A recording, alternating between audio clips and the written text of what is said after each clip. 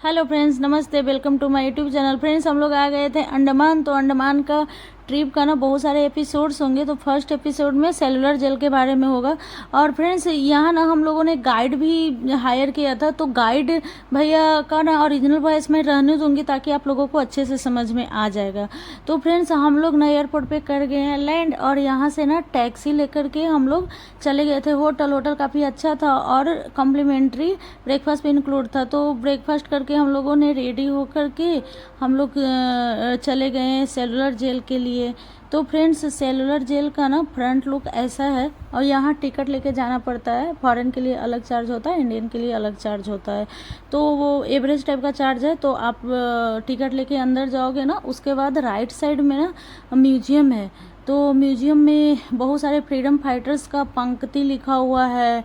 और मेरे हस्बैंड ना बहुत अच्छे से पढ़ रहे थे। और फ्रेंड्स, ये ना जेल का मॉडल बना हुआ था। गाइड भैया ने ना हम लोगों को यहीं पे रिसीव किया। और एक इधर दोनों सेम जोत है। स्वातंत्र जोत शहीदों के सम्मान में जलाया गया। पहला जोत का उद्घाटन हुआ था 2004 अगस्त 9। उस समय के पेट्रोलियम मिनिस्टर मणिशंकर अय्यर जी के द्वारा 24 घंटा जलता रहेगा। कहाँ चल रहा है? वो देखिए सामने जल रहा है। दूसरा जोत का उद्घाटन हुआ था 28 मई 2016। उस समय के पेट्रोलियम मिनिस्टर धर्मेंद्र प्रधान जी के द्वारा। और दोनों में जितने भी एलपीजी गैस सिलेंडर यूज होता है, Indian oil corporation free gift करते हैं। सेंटर में देखिएगा प्लेटफॉर्म बना है और आगे एक स्तंभ है, उसे बोलते हैं शहीद स्तंभ। 1857 से लेकर 1938 के बीच में जितने भी क्रांतिकारी शहीद हुए सभी की स्मृति में तैयार किया। उद्घाटन हुआ था 23 फरवरी 1985। उस समय के प्रेसिडेंट ज्ञानी जेल सिंह जी के द्वारा। अंग्रेजों के समय में वहीं पे फ्रीडम फाइटर्स के लिए हॉस्पिटल भी था। हॉस्पिटल टूट गया और वहीं पे शहीद स्तंभ बन गया। और पीपल का पेड़ मोटा वाला, ये काफी पुराना पेड़ है। जेल के बनने से पहले पेड़ वहीं पे है। 100 साल से ज्यादा इसका उम्र है, लेकिन आप लोगों को नहीं लग रहा होगा इतना पुराना पेड़ है। और रात में जो शो होता है लाइट एंड साउंड, उसमें यही पेड़ विटनेस के तौर पर स्टोरी भी सुनाता है। फ्रीडम फाइटर्स आए थे, क्या क्या अत्याचार अंग्रेजों ने किया, स्टोरी सुनाने के लिए। स्पीकर में जो आवाज है वो फिल्म एक्टर आशीष विद्यार्थी का आवाज है। पहले का जो लाइट एंड साउंड शो था उसमें ओम पुरी जी का आवाज था, आवाज बदल गया। जून 28, 1998 एक तेज बारिश में ये बड़ा सा पेड़ जड़ से उखड़ कर गिर गया। फिर लाइट एंड साउंड की ओरिजिनलिटी को बनाए रखने के लिए उसी पेड़ को काट करके फिर से वहीं पे लगा दिया। तो उसका ही एक डाल है जो बड़ा हो रहा है, इसलिए पेड़ नया लग रहा है। क्योंकि 100 साल पुराना पेड़ काफी बड़ा रहेगा, लेकिन है वो ओरिजिनल पेड़ का ही डाल। और आगे है कमरा 2, दोनों ओरिजिनल कमरा है। फ्रीडम फाइटर्स के लिए किचन था। उनका खाना जो है इन 2 कमरों में तैयार किया जाता था। अब उसे ऑफिस बना दिया। तो उसके अंदर पहले का कुछ भी नहीं। उसी के आगे फांसी घर भी है। हम शुरुआत करेंगे सेलुलर जेल के फांसी घर से। पहले हम फांसी घर देखेंगे, उसके बाद में वर्क शेड, उसके बाद जेल। तो फांसी घर से पहले काला पानी के बारे में बता दो कि अंडमान को काला पानी किस लिए बोलते हैं। काला पानी जो है काल और पानी, ये 2 शब्द से मिलकर के बना है। काल जो है संस्कृत शब्द है जिसका मतलब होता है समय, टाइम, मृत्यु। कोई कैदी अंडमान आ गया तो समझ लीजिएगा काल के मुंह में चला गया। और पानी जो है अंडमान निकोबार द्वीप समूह के चारों तरफ हजारों मील पानी है। यदि कोई कैदी भागे तो कहाँ तक? आसपास के जंगलों में। वहां जाते थे, आदिवासी देखते थे, वो उनको मारते थे। जंगल में खाना भी नहीं मिलता था, मलेरिया वगैरह पकड़ करके वैसे ही मरते थे। अंग्रेज ढूंढ करके पकड़ते थे तो फिर उनको मौत के घाट उतार देते थे। इस वजह से अंडमान से कोई भाग नहीं पाया और इसी वजह से अंडमान काला पानी के नाम से जाना जाता है। काल पानी हो गया काला पानी। अब लोग ये सोचने लगे ये ब्लैक वाटर, लेकिन ये ब्लैक वाटर नहीं है, यह है काल पानी। तुम शुरुआत करेंगे फांसी घर से। यहाँ से आगे जो गाइड के साथ जाना चाहे फैमिली बस मुझे पे करके आगे को आ सकते हैं। फ्रेंड्स, यहाँ ना नाइट में लाइट एंड शो होता है। तो इसका टिकट पहले ही बुक कर लिया जाता है। तो मेरे हस्बैंड ने यही पहले ही बुक कर लिया था। तो लेट्स कंटिन्यू फ्रेंड। किचन के साथ में फांसी घर जो है अंग्रेजों के समय में खुला था। खुले में फांसी देते थे। पूरा कमरा है नया। ऊपर एक लकड़ी का बीम है ओरिजिनल, नीचे का पूरा प्लेटफॉर्म ओरिजिनल है। रस्सी जो है बदल दिया, 3 लोगों को इकट्ठा फांसी दे सके ऐसा व्यवस्था भी था। ऊपर अंदर लेफ्ट साइड में लोहे का लीवर है, तो लीवर खींचेगा, प्लेटफॉर्म नीचे को खुलेगा। नीचे 8 फीट गहरा कमरा है। यदि झूल जाता था, डेथ हो जाता था, बॉडी नीचे से कलेक्ट करके बाहर लाते थे। गेट पुराना है, इस गेट से बॉडी बाहर ले जाते थे। लेकिन सेलुलर जेल के फांसी घर में किसी पॉलिटिकल फ्रीडम फाइटर को फांसी दिया गया ऐसा हमारे पास कोई प्रमाण नहीं। क्योंकि फांसी देने के लिए किसी को अंडमान नहीं लाते थे। इंडिया में जेल थे, वहीं पे फांसी देते थे। अंडमान जो फ्रीडम फाइटर्स आते थे मैक्सिमम आते थे लाइफ टाइम इम्प्रिजमेंट, आजीवन कारावास वाले फ्रीडम फाइटर। फिर आने के बाद पॉलिटिकल फ्रीडम फाइटर्स का टॉर्चर में डेथ हुआ था, बीमारी से डेथ हुआ था, जबरदस्ती खाना खिलाने के दौरान। जबरदस्ती खाना तब खिलाते थे जब फ्रीडम फाइटर भूख हड़ताल करते थे। उनका भूख हड़ताल तोड़ने के लिए पहले मुंह से खिलाते थे, खा नहीं रहा तो हाथ पाँव बांध करके जबरन नाक से ट्यूब डाल करके पंप के द्वारा लिक्विड पिलाएंगे, चावल का मांड और मिल्क। अब उस वजह से जो है 10 दिन के भीतर 3 क्रांतिकारियों का डेथ हुआ था। महावीर सिंह, मोहित मोहित्रा, मोहन किशोर नामदार जी। यहाँ फांसी उन्हीं को दिया जो अंडमान आने के बाद फिर से यहाँ पे किसी ब्रिटिश ऑफिसर को मारा हो, सिपाही को मारा हो या जेल तोड़ करके भागने की कोशिश की, उनके ऊपर फिर केस चलेगा। उसके बाद फैसला होगा फांसी दो, तब यहाँ पे फांसी देते थे। कितने लोगों को फांसी दिया गया इसका कोई रिकॉर्ड्स नहीं। तो नीचे का जो कमरा है बाहर से देखिएगा, फिर ऊपर पे चढ़ेगा, रस्से बीम लीवर देखिएगा, वहीं पे डोर, वहीं से नेक्स्ट हम फैक्ट्री में चलेंगे। यहाँ से तो फ्रेंड्स ये है फांसी घर। फ्रेंड्स आने के टाइम में बहुत ज़्यादा डर लग रहा था इसके अंदर। तो ये 3 रोप है जिसके नीचे इंडिविजुअल के पास एक सर्कल बना हुआ है जहाँ पे आके लटक जाते थे जिनको फांसी दिया जाता था और यहाँ से निकाल दिया जाता था। टोटल कमरे थे कुल मिलाकर के 693 और सभी एक जैसे कमरे थे, लेकिन इस बिल्डिंग का नीचे का 4 कमरा इसको अंग्रेजों ने अलग करके रखा था। यहाँ उनको रखते थे जिनको फांसी की सजा सुना देते थे। इस कमरे को बोलते हैं तिरस्कृत कोठरी कंटेम्प्ट सेल है। डेट फिक्स होने तो वहीं पर रखेंगे और जिस दिन फांसी का डेट फिक्स हो गया पीछे देखिएगा व्हाइट कलर का प्लेटफॉर्म बना है, ओरिजिनल है। सवेरे कैदी को वहीं पे लाते थे, पिटा करके स्नान करवाते थे, रिलीजन के हिसाब से प्रेयर करवाते थे, आखिरी इच्छा पूछा जाता था, उसके बाद उनको फांसी पे चढ़ाते थे। और इस जेल का नाम सेलुलर जेल किस वजह से रखा गया? कोई भी जो जेल होता है उसमें कैटेगरीज रहता है। डॉर्मेटरी 8-10 लोगों को रखने का सेल होगा, अंडा सेल जैसा सेल, हाइट कम वाला सेल, लाइट कम वाला सेल, टॉयलेट, बाथरूम, ऑफिस सब रहेगा। लेकिन सेलुलर जेल में किसी भी तरीके का कोई कैटेगरीज नहीं है, सभी कल सिंगल सेल्स थे और एक नहीं दो नहीं पूरे 693 सेल्स थे। सेल से ही इसका नाम सेलुलर रखा गया। अभी भीतर चलेंगे फैक्ट्री के अंदर तेल निकालने का, ध्यान से चलेगा। फ्रेंड्स ये तेल निकालने की फैक्ट्री है जहाँ पे अभी हम लोगों को गार्ड भैया ने ले गए थे और इसके बारे में सारा को डिटेल एक्सप्लेन किए, जो कि आप कंटिन्यू रहिए, आपको भी सुनने को मिलेगा। वर्कशीट में काम करते थे, कुछ फ्रीडम फाइटर सेल के अंदर, कुछ फ्रीडम फाइटर जेल के बाहर। बाहर का काम था जंगल साफ करना, सड़कें बनाना, ईंट बनाना, पत्थर तोड़ना, मकान बनाना। सेल के अंदर काम होगा नारियल के छिलके से रस्सी बनाओ या केन वर्क बेंच का कुर्सी बनाने का काम। वर्कशीट में होता था मेन काम कोकोनट ऑयल निकालो या मस्टर्ड ऑयल निकालने का काम। बाहर का जो काम था उसका कोटा फिक्स नहीं था, अंधेरा होने से पहले जेल में वापस भी आना। लेकिन जेल के अंदर जो काम दिया जाता था इसका कोटा फिक्स था, कंप्लीट ना करे तो उनको पनिशमेंट मिलता था। बड़ा वर्कशीट था, अब इसे मॉडिफाई करके आधे में फोटो गैलरी बना दिया। नीचे का फर्श, ऊपर का छत, लकड़ी का जला चेंज हो गया, जगह ओरिजिनल है। ये ओरिजिनल कोलू है वहीं पर है, ऐसे बहुत सारे थे, एक बचा। नारियल का सूखा होगा, कोबरा भरेगा, साइड में तो वजन लगा देगा, वजन लगेगा, चेन टाइट हो जाएगा, प्रेशर बीच में चला जाएगा, फिर पकड़ करके घुमाएगा, बीच वाला ठीक से घूमता रहेगा, नारियल पिसता रहेगा। अंदर एक पाइप होता था, गड्ढे में बर्तन, तेल उसमें इकट्ठा होता रहेगा। एक फ्रीडम फाइटर को एक दिन में 30 पाउंड नारियल तेल निकालना पड़ता था। सरसों का तेल निकालने देंगे तो 10 पाउंड पर डे, जो दिन भर में बैल नहीं निकाल पाते थे। अब जब बैल नहीं निकाल पाते थे दिन भर में इतना तेल इंसान कहाँ से निकाल पाएगा?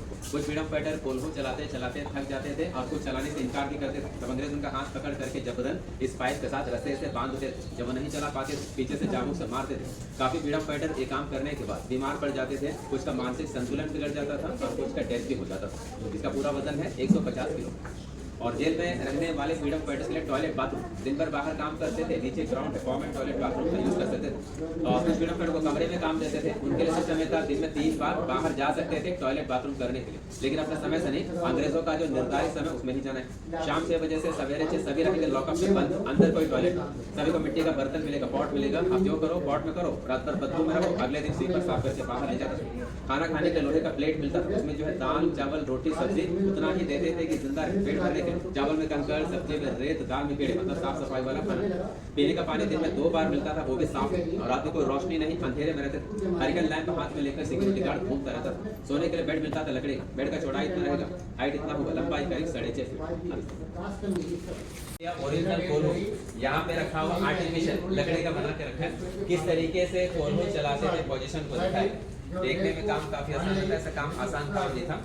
एक तो कमर बेंट रहेगा और जब घुमाएंगे आधे घंटे में चक्कर आ जाएगा, उसमें कोबरा भरेगा तो काफी हार्ड हो जाएगा, ताकत लगाना पड़ेगा। और इतना खाना उनको नहीं मिलता था कि ताकत लगा करके चला, तो चाबुक के डर से क्रांतिकारी कोल्हू चला, फिर भी उनका कोटा कंप्लीट हो नहीं पाता। और वहाँ पे देखिएगा फ्रीडम फाइटर बैठ करके नारियल का छिलका निकालेगा, छिलके को कूटेंगे, छिलका नरम होने के बाद उसके बाहरी छिलके को हटा देंगे, फिर अंदर का जो रेशा बचेगा उसको पानी में भिगोते थे। फिर जब नमी हो जाता था फिर बाहर निकालते थे, कूट कर धूप में सुखा कर, ये जो लोहे का मशीन है छोटा सा, इसमें रोल किया जाएगा, ये बीच वाला तो बनेगा रस्सी। तो रस्सी बनाने का काम किसी भी फ्रीडम फाइटर को देता था तो शाम तक उनको 4 पाउंड रस्सी नहीं था। ये जो लोहे का फ्रेम है ओरिजिनल फ्रेम है, इसे बोलते हैं फ्लॉगिंग फ्रेम, हिंदी में बोलेंगे टिकटिकी। फ्रीडम फाइटर को उसके ऊपर चढ़ाने के बाद पाँव को ब्लॉक कर देंगे, कमर में एक बेल्ट बांधते थे, हाथ में लगाते थे हथकड़ी, ताकि मारते वक्त फ्रीडम फाइटर इधर उधर गिर न पाए। फिर एक पतला सा टॉवल गीला करके पहनाते थे बैक साइड, और बैक साइड में ही मारते थे चाबुक से। एक ही जगह बार बार मारते थे, वहाँ मारे तो चमड़ी उधर जाता था, खून के फव्वारे निकल जाते थे। फिर फ्रीडम फाइटर जो है न बैठ सके न सो सके, और मारते वक्त बाकी फ्रीडम फाइटर्स को दिखाते थे कि किस तरह का पनिशमेंट उन्हें दे रहा है, ताकि बाकी के दिल में डर बैठे। और ये मारने वाला भी इंडियन था, सफदर जेल में पॉलिटिकल फ्रीडम फाइटर्स भी आते थे, नॉर्मल क्रिमिनल भी आते थे, चोर, डाकू और लुटेरे। तो उनमें से जो अट्टा मुस्टंडा होता था, जो दिमाग से कम अत्याचारी ज्यादा, उनको अंग्रेज काम करते थे। किसी को बनाते थे पेटी ऑफिसर, किसी को वार्डर बनाते थे, किसी को जमादार। इनका क्या फायदा? खाना बढ़िया मिलेगा, मार खाने का जरूरत नहीं और हार्ड वर्क करने का भी जरूरत। पृथ्वी सिंह आजाद, जयदेव कपूर, त्रिलोकनाथ चक्रवर्ती, वरिंद्र कुमार घोष, लोकनाथ बाल, हरे कृष्ण कोनार, बाबा पान सिंह, पंडित राम रक्का बाली, इंदुभूषण रॉय, भाई परमानंद, सचिंद्रनाथ सान्याल, विश्वनाथ माथुर, बंकिम चक्रवर्ती, उपेंद्रनाथ बनर्जी, बाबूराम हरी, नैनीगोपाल दास, गोपेन्द्र रॉय, बिनोय लश्कर। अलीगढ़ का जो कनेक्शन है, ये कनेक्शन अंग्रेजों का समय टेम्पररी था।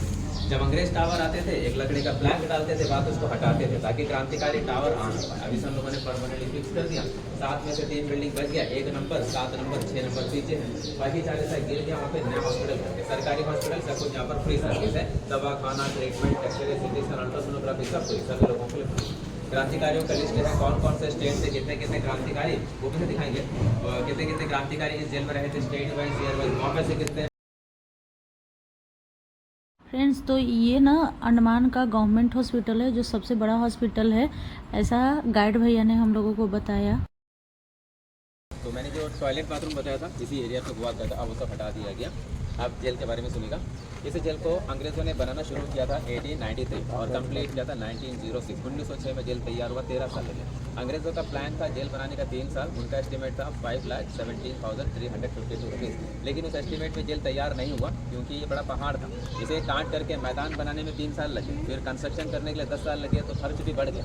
7,83,994 रुपये टोटल में खर्च हुए और 3 करोड़ ईंटें इस्तेमाल किया गया। जो ये ईंट है ओरिजिनल ईंट है, जो अंडमान में ही तैयार किया, बाकी मटेरियल बर्मा से लाया गया। तो जब जेल बना, साइकिल व्हील की तरह था, 7 बिल्डिंग थे और कमरे थे कुल मिलाकर के 693 कोठरियाँ और सभी एक जैसे कमरे थे। कोठरी का लंबाई 13.5 फीट, चौड़ाई 7.5 फीट, ऊंचाई 10 फीट। वैसे कमरा बड़ा है और वेंटिलेशन भी है पीछे की और 8 फीट ऊपर, ताकि फ्रीडम फाइटर अंदर से बाहर देख न पाए। और हर बिल्डिंग को ऐसा बनाए, एक बिल्डिंग का फ्रंट रहता है, दूसरे का बैक है, ताकि दोनों बिल्डिंग के बीच कोई कम्युनिकेशन ना रहे, एक दूसरे को देख भी नहीं पाएगा, बात भी नहीं कर पाएगा। काम करने के लिए 7 में से 4 ब्लॉक के सामने वर्क शेड, वहाँ पे क्रांतिकारी नारियल तेल निकालते थे, हमने देखा। और बीच में है सेंट्रल टावर।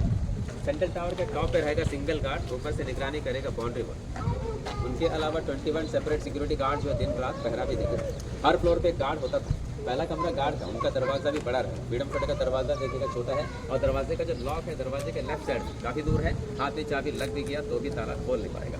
और दरवाजे के राइट साइड में छोटा सा डोर बना है, वो खाना देने के लिए। और अभी हमारे पास में 7 में से केवल 3 बिल्डिंग ही बचा है, उसमें 1 है, ये 7 है, पीछे एक और बिल्डिंग है नंबर 6, बाकी 4 हिस्सा टूट गया। तो कैसे टूट गया? 1941 अंडमान में भूकंप आया था, भूकंप में मेन हिस्सा टूट गया, वाच टावर का ऊपर ही हिस्सा, बाकी बिल्डिंग थोड़ा बहुत डैमेज हुआ था। उसके बाद जेल का मरम्मत नहीं हुआ। अभी 1942 से 45 सेकेंड वर्ल्ड वार में अंडमान में जापानियों का कब्जा रहा 3.5 साल। उस दौरान उन लोगों ने क्या किया, द्वीपों की सुरक्षा के लिए उन लोगों ने काफ़ी बंकर बनाए थे वर्ल्ड वार के बीच में। तो बंकर बनाने के ब्रिक्स चाहिए था, तो उसमें क्या किया, जो टूटा हुआ बिल्डिंग है इसमें से भी काफ़ी ब्रिक्स उन लोगों ने यूज़ कर लिया। और रॉस आइलैंड में बिल्डिंग टूट गया भूकंप में, वहाँ का भी बिल्डिंग सारा बहुत सारे टूट गया, तो उसमें से काफ़ी ब्रिक्स उन लोगों ने यूज़ कर लिया। फिर आज़ादी के काफ़ी साल के बाद 1964 जेल का जो हिस्सा रहने लायक नहीं रहता, खराब हो गया, वहाँ पे हॉस्पिटल बना दिया, जो आज अंडमान का सबसे बड़ा हॉस्पिटल बन गया। हॉस्पिटल का नाम रखा गया गोविंद बल्लभ पंत, जो यूपी के पहले चीफ मिनिस्टर थे, उनके नाम पर रखा गया। इस जेल को बनाने का जो इंजीनियर था उनका नाम था मैकलेन, और इस जेल का अत्याचारी जेलर का नाम था डेविड बैरी, जो आयरलैंड के रहने वाले थे।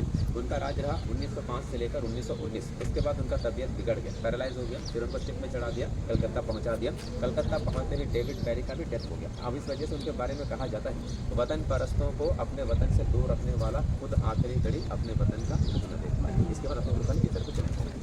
अब फ्रेंड्स, फाइनली हम लोग इस जेल का बहुत इम्पॉर्टेंट जगह जाने वाले हैं, जहां हमारे famous freedom fighter BD Savarkar साहब को कैदी बना के रखा था अंग्रेज़ों ने इसी जेल में। और इसी रूम में फ्रेंड्स, यही वो रूम है जहाँ पे हमारे BD सावरकर साहब रहते थे कैदी के रूप में। फ्रेंड्स, इनका फोटोग्राफ्स अभी यहाँ पे रखा गया है। और ये एक बेड है, इसके ऊपर ब्लैंकेट है, चादर काफ़ी पुराना हो चुका है और इसी पे वो सोते थे। और ये ना आयरन का बर्तन है जिसमें इन लोगों को खाना दी जाती थी। फ्रेंड्स, आप देख सकते हैं हमारे फ्रीडम फाइटर लोग कितना कष्ट झेले हैं हम लोगों को आज़ादी दिलाने के लिए। तो प्लीज़ सेव इट हम लोग अपने कंट्री के लिए कुछ कर सकते हैं तो बढ़िया है।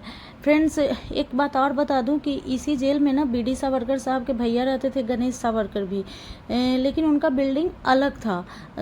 अलग इसलिए रखा गया था कि दोनों का इंटरेक्शन नहीं हो पाए। ऐसे भी इन लोगों को रूम के अंदर बंद कर दिया जाता था, तो बाहर इन लोग ज़्यादा इंटरेक्ट कर ही नहीं सकते थे किसी से।